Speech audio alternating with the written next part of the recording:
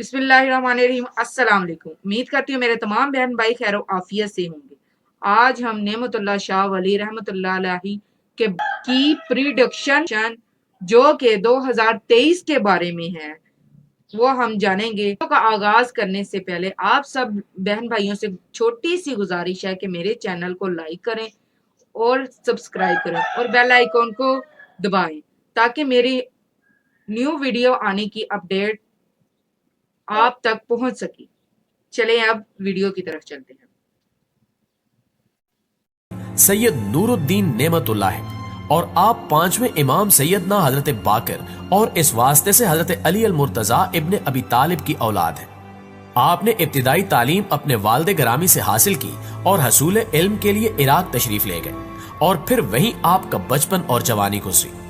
24 साल की उम्र में आप मक्का तशरीफ ले गए जहां आपने मशहूर सूफी बुजुर्ग शेख अब्दुल्ला इफाई के हाथ पर रूहानी बैत की और 7 बरस तक वहीं इनकी खिदमत में कयाम किया। शाह नेमतुल्लाह वली ने अपने इल्म कशफ से फारसी शेरों पर मुश्तमिल शाहरुख मिर्जा की औलाद और मुगलिया खानदान के आने वाले दौर और हुक्मरानों के बारे में अपने मखसूस असलूब में पेशगोइयां की और तोहफतन शाहरुख मिर्जा को अता की, जो कि जमाने के गुजरने के साथ साथ बिल्कुल सही साबित भी हुई। प्यारे साथियों, आपकी पाकिस्तान से मुतल्लिक पहली पेशगोई यह है कि बहुत जल्द पाकिस्तान के मुसलमानों पर अल्लाह ताला का फजल जाहिर होगा और इनके हाथ काम चलाने वाले आदमी आ जाएंगे। अगर मौजूदा दौर का जायजा लिया जाए तो पाकिस्तान में कोई ऐसी गैर मामूली शख्सियत या दयानतदार सियासतदान पैदा नहीं हुआ जिसे खिराज तहसीन पेश किया जा सके। मज़कूरा शेर के मुताबिक कौम के हाथ में हकीकतन अगर कोई काम चलाने वाला आदमी आया है तो वो सिर्फ डॉक्टर अब्दुल कदीर खान ही है, जिन्हें तमाम कौम अपना हीरो मानने पर मुत्तफिक है। किसी ने बजा कहा है कि अगर कायदे आजम ने पाकिस्तान बनाया तो डॉक्टर अब्दुल कदीर खान ने पाकिस्तान बचाया। आज अगर दुश्मन हम पर हमले की जुर्रत नहीं कर रहा तो इसकी वाहिद वजह सिर्फ डॉक्टर अब्दुल कदीर खान का बनाया हुआ एटम बम है, जिससे पाकिस्तान दुनिया के 192 ममालिक में 7वीं एटमी ताकत के तौर पर उभर आया है। इस पेशगोई को कुछ लोग इमरान खान से भी जोड़ते हैं और कहते हुए नजर आते हैं कि 2023 में इमरान खान दोबारा वजीर आजम बन जाएंगे और फिर पूरे पाकिस्तान के निजाम को दुरुस्त कर देंगे, जैसा कि पेशगोई में जिक्र किया गया है। इसी तरह आपकी एक पेशगोई का तर्जमा यह भी है कि एक वक्त ऐसा आएगा जब कुफार मुसलमानों को बताएंगे कि तुम्हारा दीन क्या है और ये काफिर मुसलमानों को हज और नमाज से रोकेंगे। अगर आज गौर किया जाए तो पूरा कुफार और यहूदी ताकतें इस्लाम की तशरीह करने में मसरूफ हैं। यहाँ तक कि लिबरल, सेकुलर और लादीनी नुक्ते नजर से कुरान और सुन्नत की तफसीरें की जा रही हैं और मुसलमानों को ये बताया जा रहा है कि जिहाद का रास्ता तर्क करके अमन की आशा इख्तियार की जाए, जबकि शराब नोशी और बेपर्दगी को ऐन इस्लाम बनाकर पेश किया जा रहा है। सूद को मुआशी तरक्की का जरिया बताया जा रहा है और गुस्ताखे रसूल सल्लल्लाहु अलैहि वसल्लम को आजादी इजहार राय का फरोग कहा जा रहा है। कभी तो दीन के अरकान पर अमल करने वाले को बुनियाद परस्त और शिद्दत पसंद कहकर रुस्वा किया जाता है, तो कभी खवारिज के नापाक अमाल को बुनियाद बनाकर दीन इस्लाम की जड़ें काटने की कोशिश की जा रही है और नजरिए पाकिस्तान और इस्लाम को तकिया नूसी करार देकर तर्क करने के मशवरे दिए जा रहे हैं। इसके अलावा आप देख लें कि किस तरह यहूदियों ने कोरोना वायरस का बहाना बनाकर मुसलमानों पर मुख्तलिफ पाबंदियां लगाई और हमें बताया जा रहा है कि आप किस वक्त मस्जिद में दाखिल हो सकते हैं और किस वक्त आपको रुकावट का सामना करना पड़ेगा। सिर्फ यही नहीं बल्कि मौजूदा दौर में मुसलमानों को हज और उम्रे की पाबंदियों का भी सामना है, जो हम कुफार की इजाजत के बगैर नहीं कर पा रहे। इन सारी बातों से जाहिर होता है कि नेमतुल्लाह शाह वली की यह पेशगोई भी मौजूदा हालात में बिल्कुल पूरी हो चुकी है। इसके बाद नेमतुल्लाह शाह वली मुस्तकबिल में एक खल्फिशार के वक्त बुत परस्त हिंदुओं का कलमा गो मुसलमानों पर जुल्म जबर का जिक्र करते हैं, जिस पर मुसलमान सबर से काम लेंगे, लेकिन फिर अगले मरहले में अरब पहाड़ों, ब्याबानों और सहराओं से मदद के लिए निकल आएंगे, जबकि चतराल, नांगा पर्वत और चीन के साथ गिलगित और तिब्बत का इलाका मैदान जंग बन जाएगा।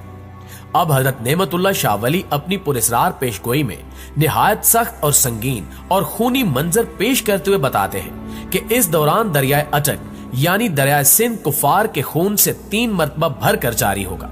यहाँ सवाल ये पैदा होता है कि क्या इसका मतलब ये हो सकता है कि हिंदुस्तानी फौज पाकिस्तानी सरहद क्रॉस करके आजाद कश्मीर की तरफ पेशकदमी करेगी या कराकुरम की शाहराह काट कर ताकि चीन की तरफ से पाकिस्तान को मदद न पहुंच सके, یہ سوال ذہن میں اس لیے ابھرتا ہے کہ کفار کی فوج دریائے اٹک تک پہنچے گی تو تب ہی کفار کے خون سے دریائے اٹک 3 مرتبہ بھر کر جاری ہوگا۔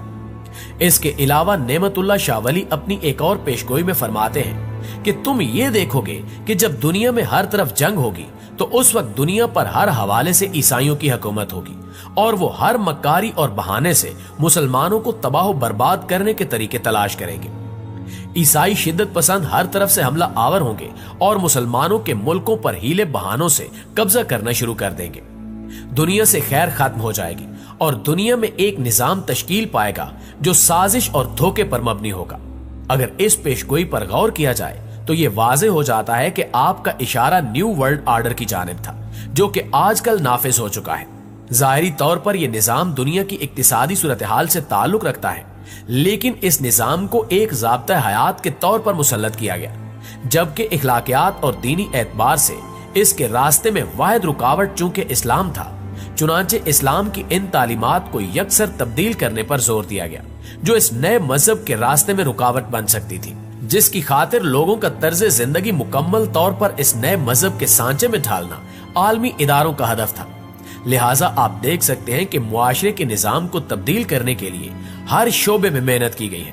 لوگوں کا پہناوا، کھانے پینے کے اوقات، سونا جاگنا، طرز رہائش، انسان کی ذاتی زندگی، تعلقات کی بنیاد اور کاروبار کے طور طریقے، ان تمام باتوں میں لوگوں کو کھینچ کر اس نئے مذہب میں داخل کیا گیا۔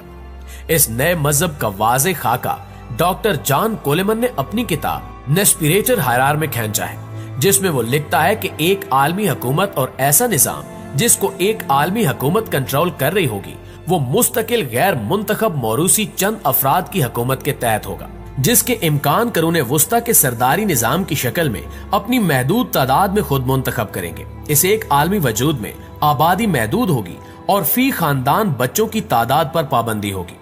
وہاں جنگوں اور قید کے ذریعے آبادی کو کنٹرول کیا جائے گا، یہاں تک کہ صرف 1 ارب نفوس رہ جائیں گے جو حکمران طبقے کے لیے کارآمد ہوں گے اور ان علاقوں میں ہوں گے جن کا سختی اور وضاحت کے ساتھ تعین کیا جائے گا، اور وہاں وہ دنیا کی مجموعی آبادی کی حیثیت سے رہیں گے، اور پھر کوئی متوسط طبقہ نہیں ہوگا بلکہ صرف حاکم۔ آج ہم نے 2023 کی تمام پیشن گوئیاں دیکھی جو ہم سب کے سامنے ہیں۔ اللہ ہم سب کے لیے آسانیاں پیدا کرے اور اللہ تعالیٰ آپ کو صحت تندرستی دے۔